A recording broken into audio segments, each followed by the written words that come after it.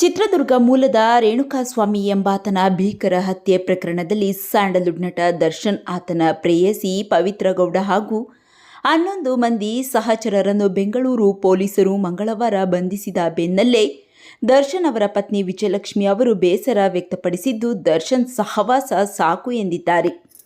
ಹಾಗಾದರೆ ದರ್ಶನ್ ಹಾಗೂ ಪವಿತ್ರ ಗೌಡ ಅವರ ಬಗ್ಗೆ ದರ್ಶನ್ ಪತ್ನಿ ವಿಜಯಲಕ್ಷ್ಮಿ ಹೇಳಿದ್ದೇನು, ತೆಗೆದುಕೊಂಡ ನಿರ್ಧಾರವೇನು, ಅದೆಲ್ಲ ಸಂಪೂರ್ಣವಾಗಿ ನೋಡೋಣ ಬನ್ನಿ.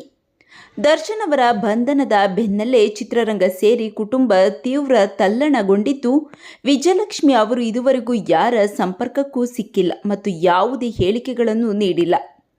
ಈ ಘಟನೆಯಿಂದ ವಿಜಯಲಕ್ಷ್ಮಿ ಅವರು ತುಂಬಾನೇ ಬೇಸರವಾಗಿದ್ದು, ಪತಿಯ ಮುಖ ನೋಡಲು ಸಹ ಬಂದಿಲ್ಲ. ಅಷ್ಟೇ ಅಲ್ಲದೆ ದರ್ಶನ್ ಅವರನ್ನು ಇನ್ಸ್ಟಾಗ್ರಾಂನಿಂದ ಅನ್ಫಾಲೋ ಮಾಡಿದ್ದು, ತಮ್ಮ ಪ್ರೊಫೈಲ್ ಫೋಟೋ ತೆಗೆದು ಹಾಕಿದ್ದಾರೆ. ಇದು ಸಾಕಷ್ಟು ಚರ್ಚೆಗೆ ಗುರಿ ಮಾಡಿಕೊಟ್ಟಿದೆ. ನಟ ದರ್ಶನ್ ಪ್ರೇಯಸಿ ಪವಿತ್ರ ಗೌಡ ಮತ್ತು ಸಹಚರರಾದ ವಿನಯ್, ಆರ್ ನಾಗರಾಜ್, ಎಂ ಲಕ್ಷ್ಮಣ್, ಪ್ರದೂಷ್, ಪವನ್, ದೀಪಕ್ ಕುಮಾರ್, ನಂದೀಶ್, ಕಾರ್ತಿಕ್, ನಿಖಿಲ್, ರಾಘವೇಂದ್ರ, ಕೇಶವಮೂರ್ತಿ ಅವರನ್ನು ಬಂಧಿಸಲಾಗಿದೆ.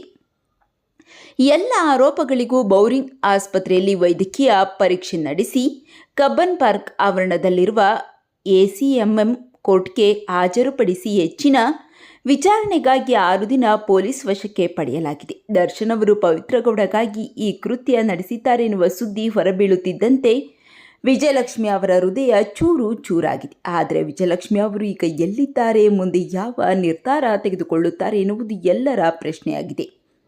ಈ ಬಗ್ಗೆ ನಿಮ್ಮ ಅನಿಸಿಕೆಗಳನ್ನು ತಪ್ಪದೇ ಕಾಮೆಂಟ್ ಮಾಡಿ ತಿಳಿಸಿ.